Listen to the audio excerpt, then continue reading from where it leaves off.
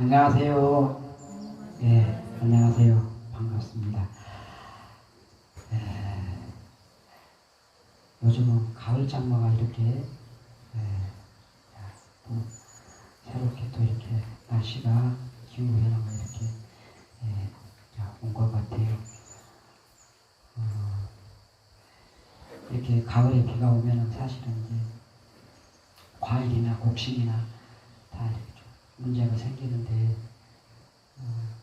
해가 좀 막 가을에는 막 내리쬐고 그래야만이 당도도 좋고 또 곡식도 잘 여물고 과일도 이렇게 맛이 잘 드는데 좀 걱정이 되네요.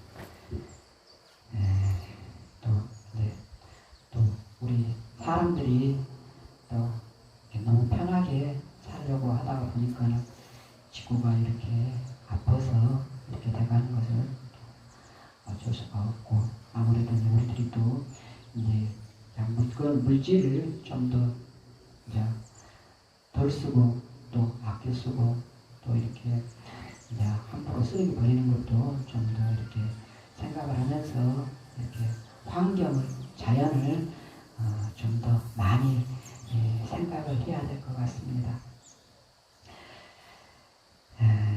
지금까지 이렇게 행복경을 지금 쭉 해오고 있습니다. 행복경이 다음 달, 올해 안으로 거의 끝나갈 것 같아요. 그 책 지금 다 집어넣으셨죠? 행복경을 같이 좀 읽어봐야 되는데 다 지금 집어넣으신 것 같아요.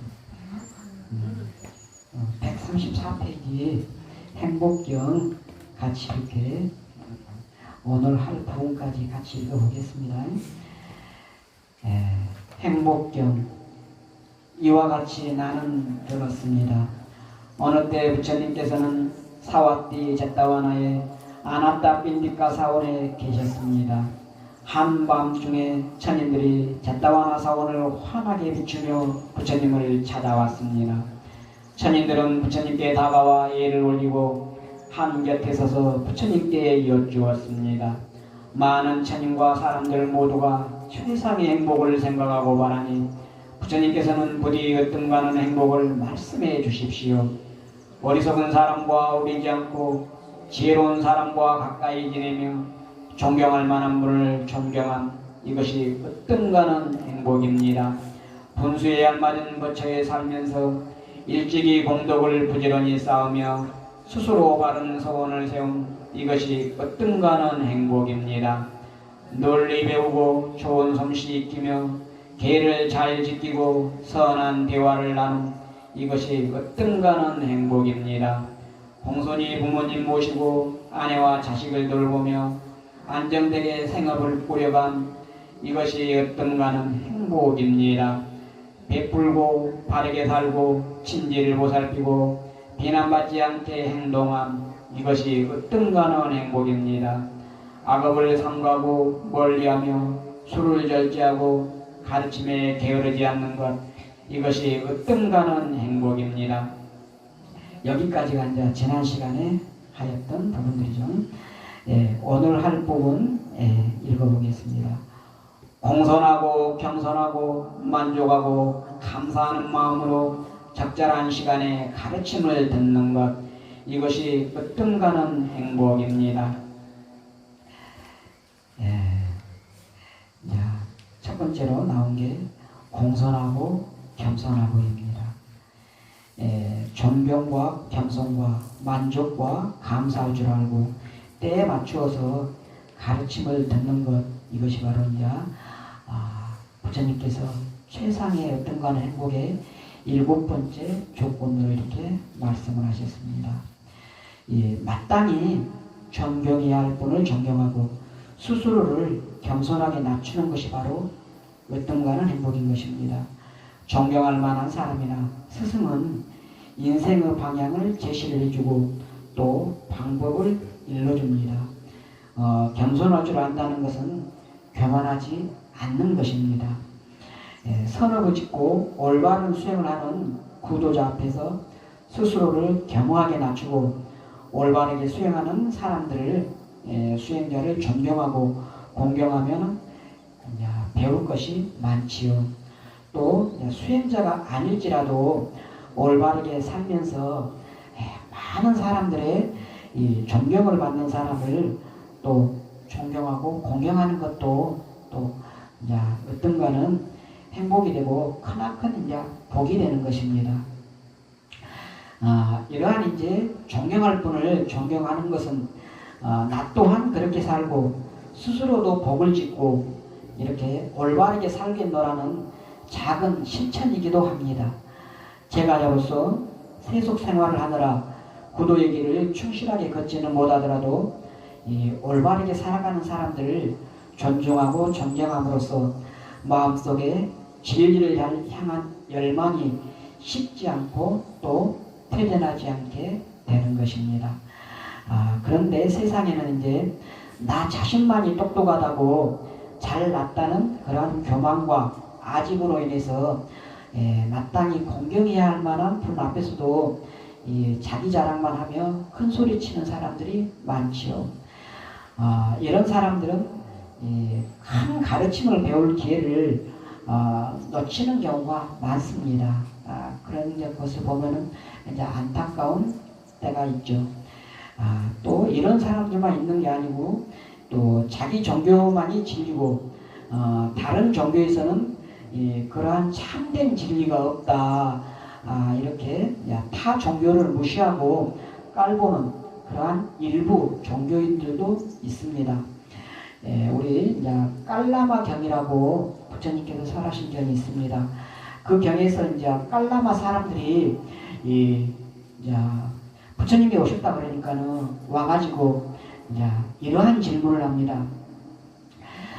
세존이시여, 각자 자기의 주장을 설명하고 칭찬하고 다른 사람의 주장은 매도하고 욕하고 업신여기고 경멸하는 사람들이 있습니다.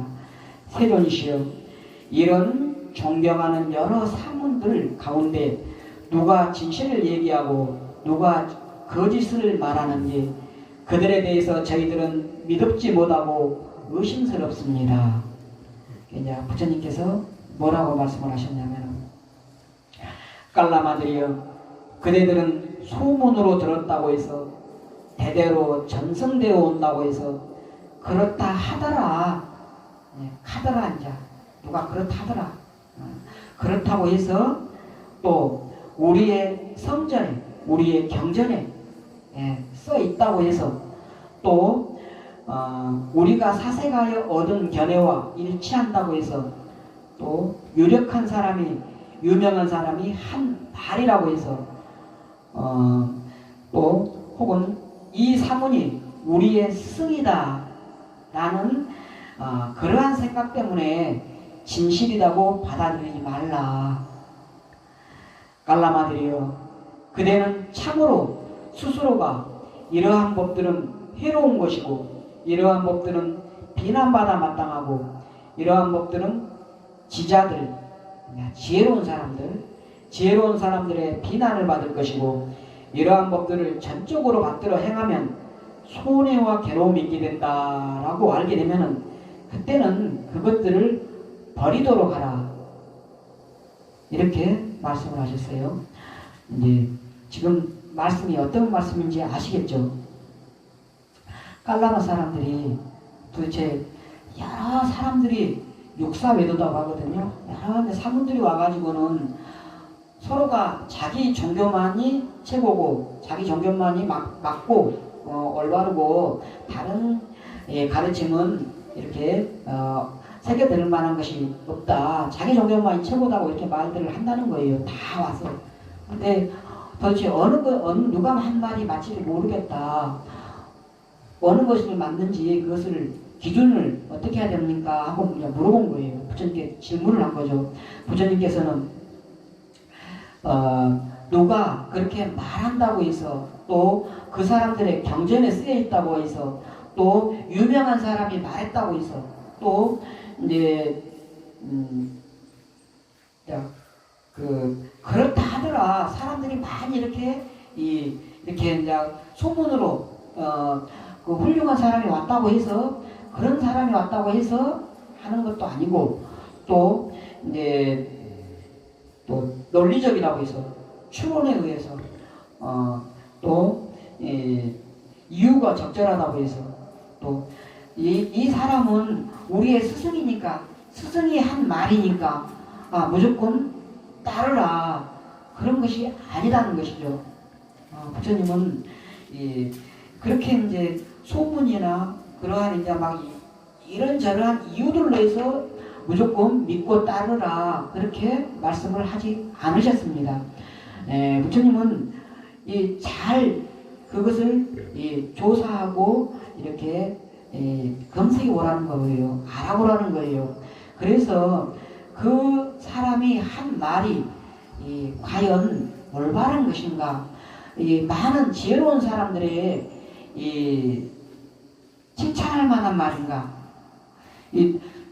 일부 사람들은 이제 여러 사람들이 이렇게 말을 하면은 타 종교인들은 그 종교에 대해서 이제 막 그렇게 비난하고 그럴 수 있어요. 그게 그러한 이제 일부 사람들이 그렇게 비난하는 것은 거를 수도 있는 것이죠. 부처님도 비난을 받았어요. 그 당시에 이 바라문교나 또 다른 종교, 특히 이제 뭐 니건타, 니건타 자이나교 그런 종교 사람들한테 너무 부처님의 법이 막 커지다 보니까는 뭐 비난을 받을 수밖에 없는 거죠. 이제 왜냐 다른 자기 종교를 옹호하다 보니까는 그런 식으로 자기 종교를 옹호하기 위해서 남의 종교를 비난하는 그런 것들은 감수를 해야 되지만은 이 지혜로운 사람들, 많은 사람들이 이렇게 지혜롭게 보는 그런 사람들이 비난하고 그러한 것은 피해야 된다는 것이에요. 지자들의 비난 그런 것들은 피하고 특히 이제 중요한 게 그 종교를 했을 때, 따랐을 때, 행했을 때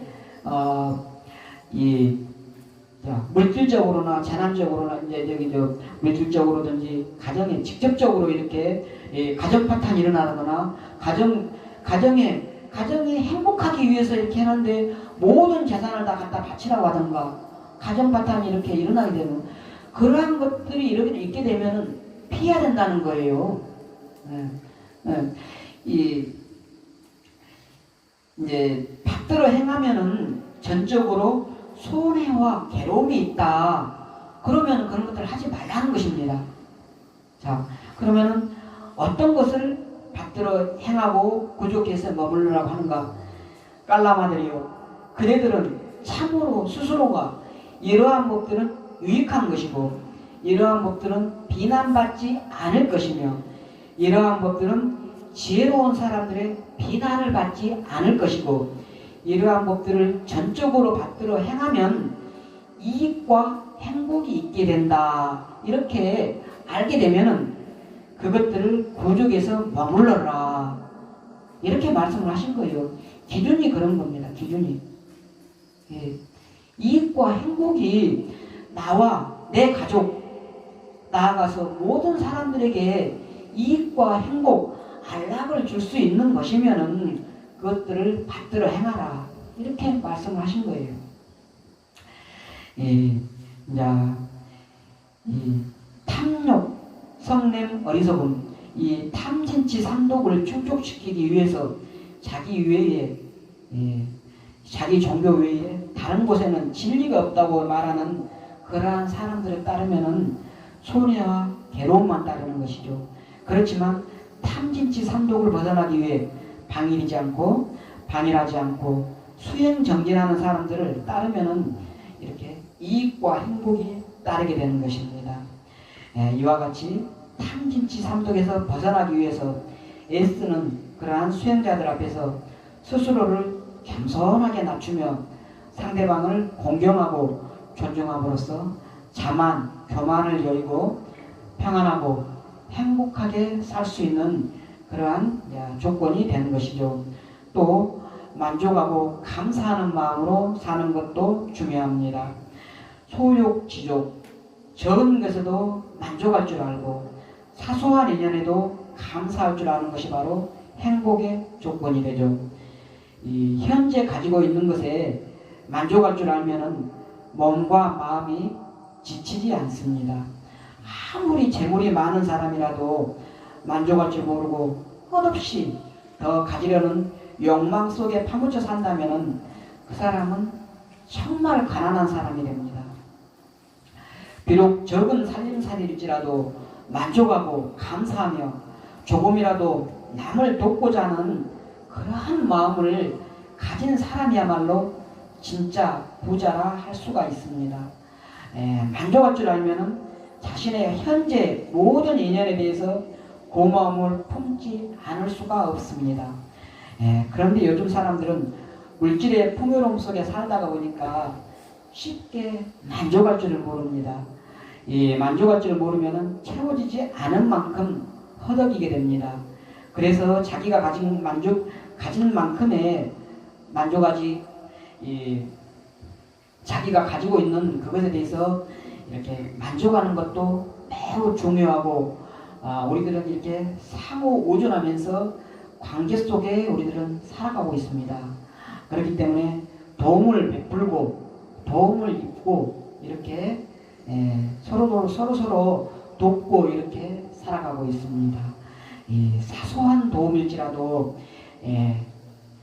남한테 도움을 받은 것은 기억하고 또 감사하고 또 이 도운 것은 반드시 갚으려고 하는 그러한 마음을 가지고 살아가야 됩니다.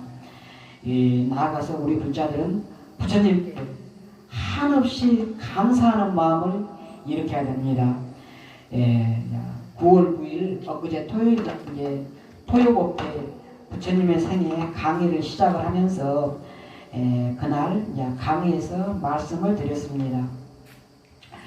우리 불자들은 깨닫고 나서 부처님께서 깨닫고 나서 설하신 법문뿐만 아니라 부처가 되기를 소원하신 그때부터 이렇게 감사해야 됩니다. 수메다 수행자로 연등 부처님을 만났을 때 수메다 수행자는 이미 팔선정과 오신통을 이미 증득한 상태였습니다. 그래서 마음만 먹으면은 연등 부처님께 법문 한 개속만 이렇게 듣기만 하면은 모든 번뇌를 소멸한 열반을 성취하는 아란이 될 수 있는 조건을 이미 다 갖추셨습니다. 그렇지만 세상에 불쌍한 중생들을 놔두고 혼자서 윤회를 벗어나면 안 되겠다, 이렇게 수메다 수행자는 생각을 하고 부처가 되기를 소원을 해서 연등 부처님께 이렇게 수기를 받으신 것입니다.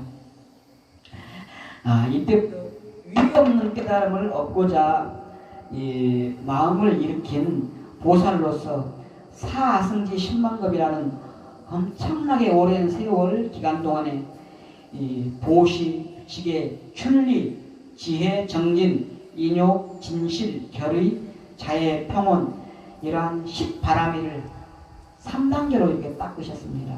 우리가 알고 있는 6바라미라고는 조금 차이가 있죠.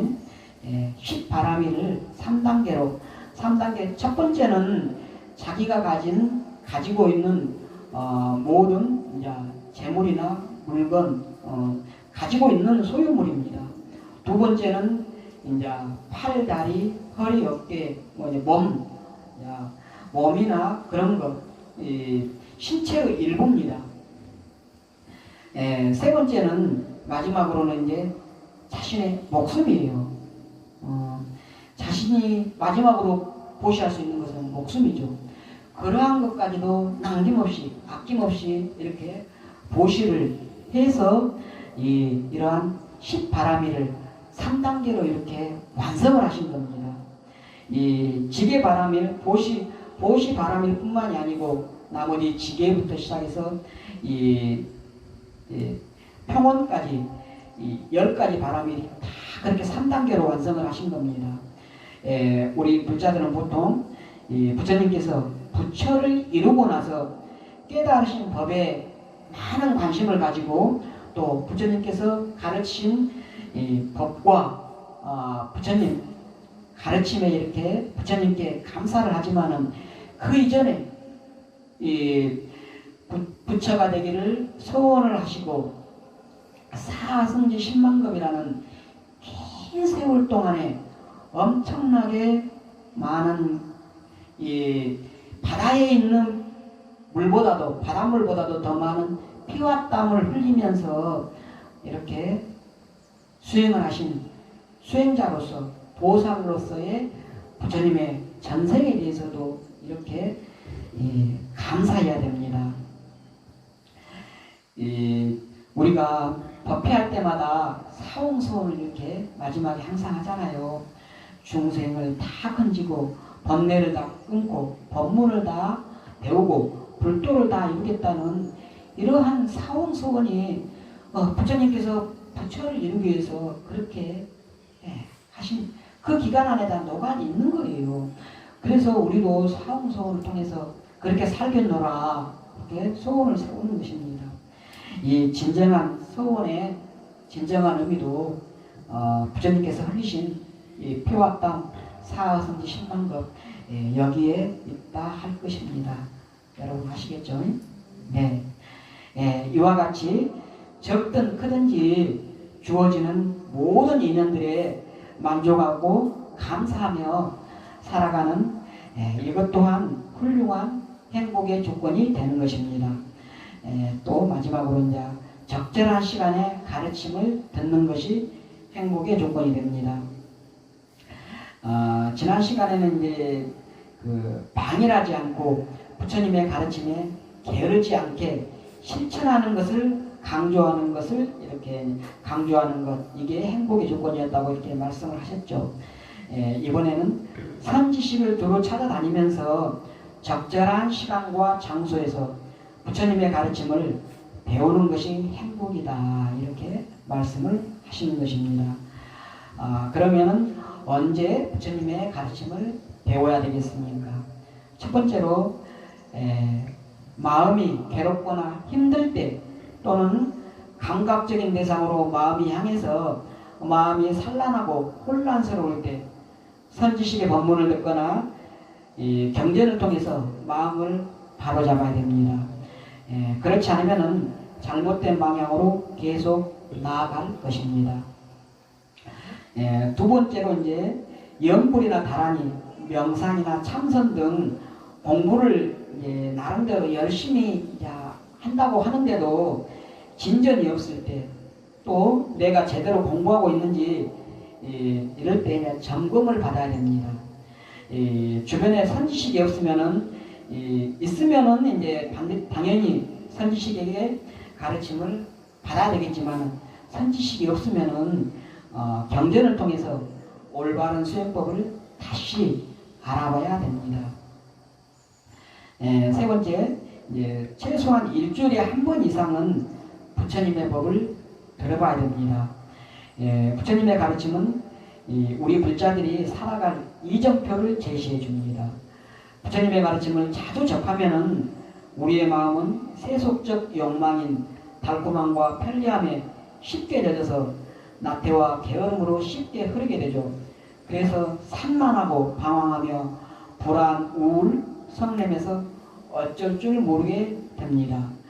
부처님의 바른 법을 자주 접하면은 이러한 불성법은 고개를 들지 못합니다.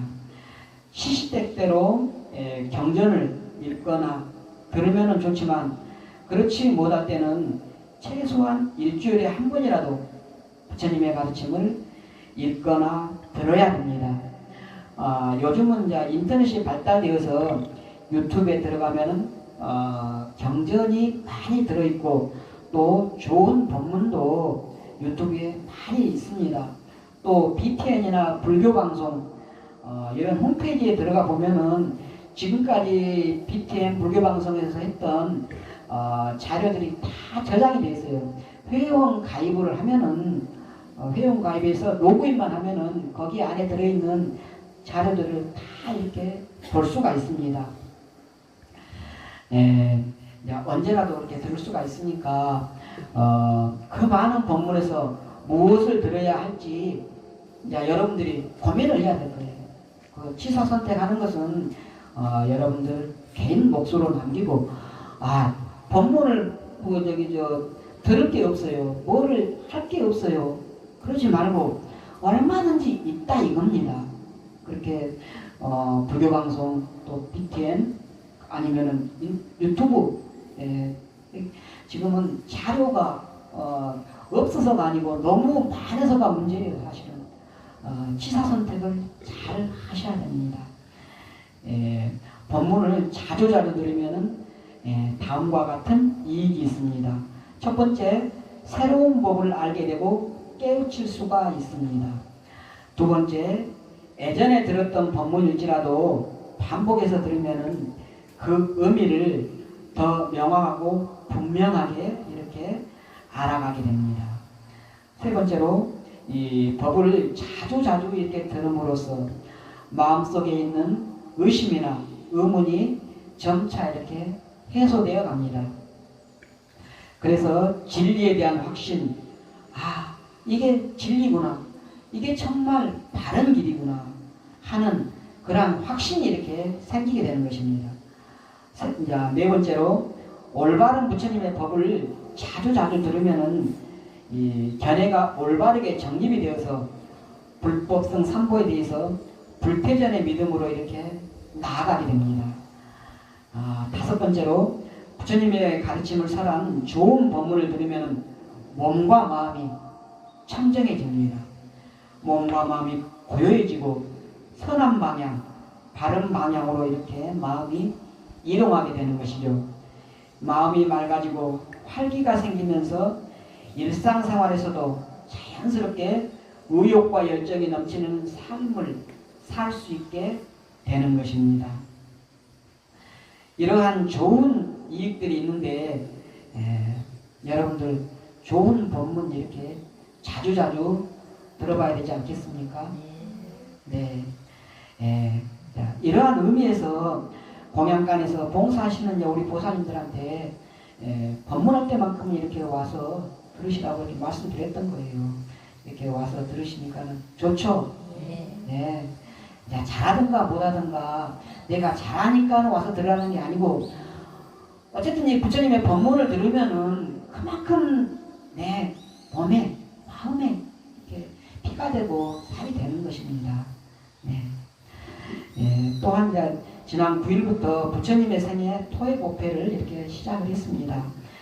시간 되는 대로 이렇게 오셔가지고 부처님의 일대기 그리고 부처님 이렇게 12회 동안 이렇게 부처님의 생애를 이야기를 하면은 2시간 동안 하잖아요. 부처님의 생애만 나오는 게 아니에요. 함께 살아갔던 수많은 사람들의 이야기가 함께 나옵니다. 그러면은 부처님의 생애만 들으면서도 정말 들을 만한 참 도움되는 게 많은데 간접적으로 같이 이렇게 많은 사람들의 이야기를 들으면서 얼마나 이렇게 이제 귀감이 될 만한 그런 이야기들이 많지 않겠습니까? 그래서 여러분들이 가급적이면 와서 들어보셨으면 하는 겁니다. 그 이야기를 듣다 보면은 여러분들의 삶의 안목이 넓어지고 또 구체적인 삶의 방향이 있어서 나침반 같은 그러한 역할이 될 것이라고 생각을 합니다. 이 선지식에게 자신이 현재 가고 있는 길이 바른 길인지 그릇된 길인지 검증을 받는 것은 제가 부자들 뿐만 아니라 수행을 하는 모든 수행자들에게 해당되는 이야기이죠. 잘못된 길을 계속 가다 보면은 몸과 마음에 큰 병을 얻기도 하고 때로는 삿된 길로 빠질 수도 있습니다. 이 부처님의 바른 법을 따르는 우리들은 그릇된 길을 여의고 정법, 팔정도의 올바른 길만 가기를 소망해야 됩니다. 이와 같이 마땅히 존경할 만한 분을 존경하고 스스로를 겸손하게 낮추어 하심하면서 범사에 만족하고 감사하는 마음으로 살면서 시간 나는 대로 선지식을 찾아 법을 듣거나 부처님의 가르침을 수시로 읽고 들으면서 사는 사람은 이렇게 살면은 자연스럽게 덕성과 인격이 완만해져서 평화와 행복 속에 사는 그러한 삶이 될 것입니다. 이렇게 부처님께서 이렇게 행복의 조건을 말할 때는 그러한 것을 다 이렇게 넓게 파서 이렇게 말씀을 하신 거예요. 이와 같은 행복 누리면서 살아가는 여러분 되시기를 축원합니다. 성불하십시오. 네, 오늘